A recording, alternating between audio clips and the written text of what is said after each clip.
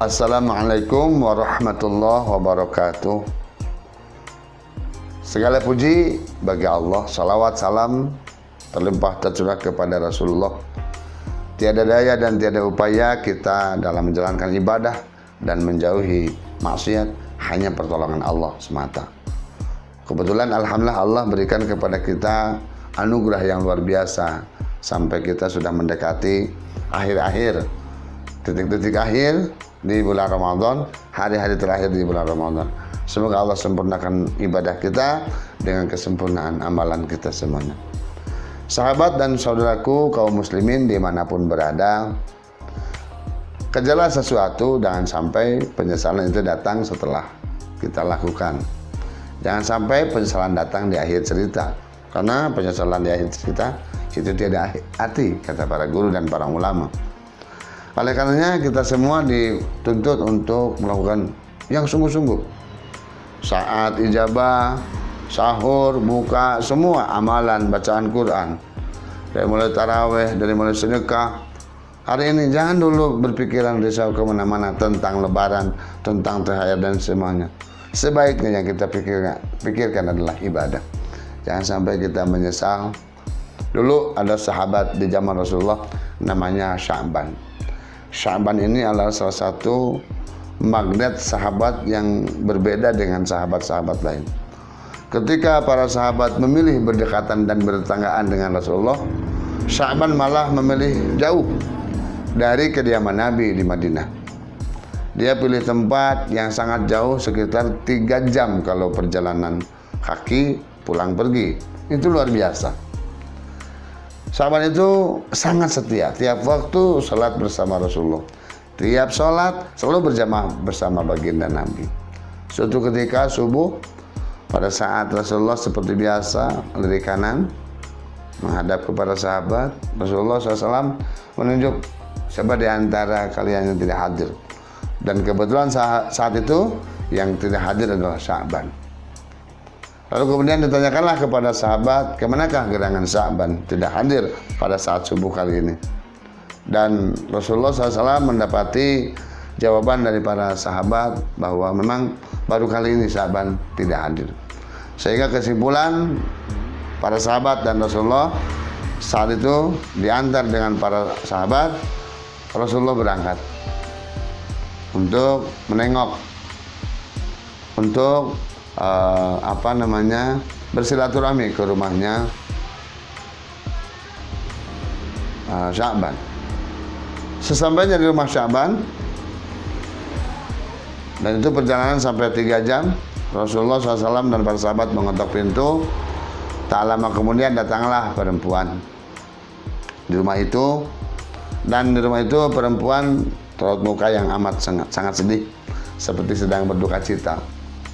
Lalu Rasulullah bertanya, entah gerangan terjadi apa yang telah terjadi sampai kelihatan sedih. Dan ditanyakan pula tentang Sya'ban, kemana subuh tadi tidak berada di masjid.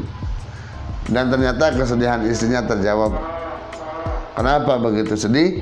Karena Sya'ban baru meninggal tadi pagi. Ternyata satu penyebab yang menjadikan Sya'ban tidak sholat di masjid cuma satu, karena dia meninggal. Masya Allah, tabarakallah. Sudah Sya'ban. Lalu kata istrinya, cuman sebelum meninggal dia berteriak 3 hal ya Rasulullah, yang kami pun tidak tahu maksudnya.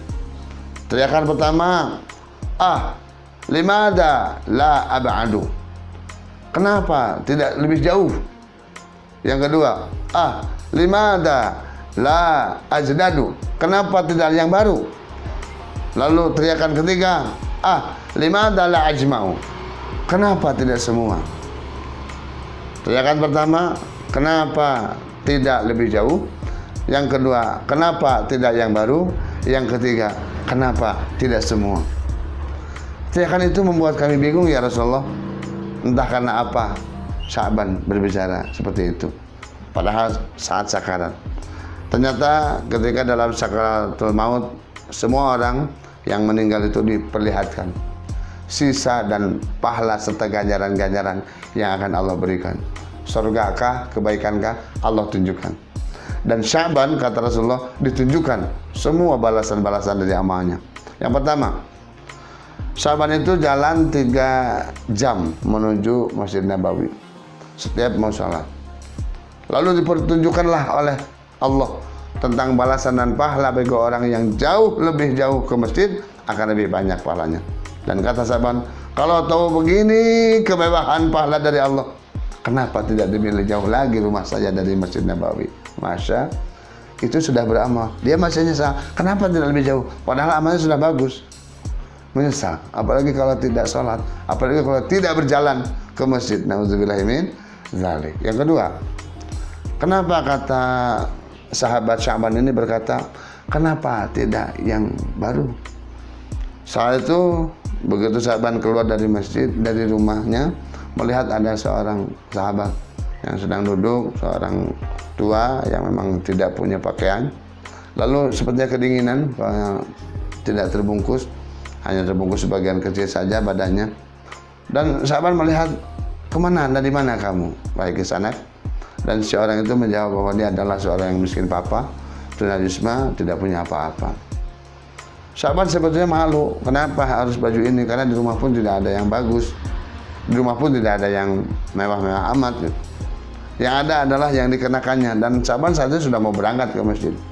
Lalu Sya'ban memberikan pakaian yang seadanya, diberikanlah kepada orang tersebut. Dan pahalanya Allah tampakkan di mata Sya'ban seolah-olah surga yang luar biasa, balasan dari seseorang yang bisa memberikan penutup aurat kepada orang yang sedang membutuhkan. Memberikan penutup aurat, memberikan pakaian kepada orang yang sedang kedinginan. Ini pertolongan yang luar biasa. Dan pahalanya tampakkan oleh Allah. Maka kata Sya'ban, butut saja sudah sedemikian indah, apalagi baru. Maka beliau berkata, limada la ajadu, kenapa dulu tidak kuberikan yang jauh lebih baru? Subhanallah, sudah beramal tapi masih merasa sedih, masih merasa menyesal. Dan yang ketiga, sahabat-sahabat ini berkata, limada la ajma'u, kenapa tidak semua? Ketika mau makan, datanglah orang fakir, lalu kemudian meminta jatah makanannya, dan Sya'ban membagikan roti separuhnya buat dia yang datang, separuh lagi buat dia, susunya bagi 2, setengah buat dia, setengah gelas buat orang yang datang. Ditampakkanlah balasan yang luar biasa. Lalu apa kata Sya'ban? Coba kalau semua saya beri, ini saya akan lebih sempurna balasan dari Allah Subhanahu wa ta'ala. Sahabatku, inilah seorang sahabat yang luar biasa dalam amalnya. Dia sudah beramal saja menyesal, apalagi kita kalau tidak beramal. Maka jangan sampai kita menjadi orang yang menyesal di akhir cerita, karena penyesalan yang datang nanti itu sudah percuma. Dan Allahu la haula wala quwata illa billah. Hanya kepada Allah kita mohon pertolongan. Semoga bermanfaat. Assalamualaikum warahmatullahi wabarakatuh.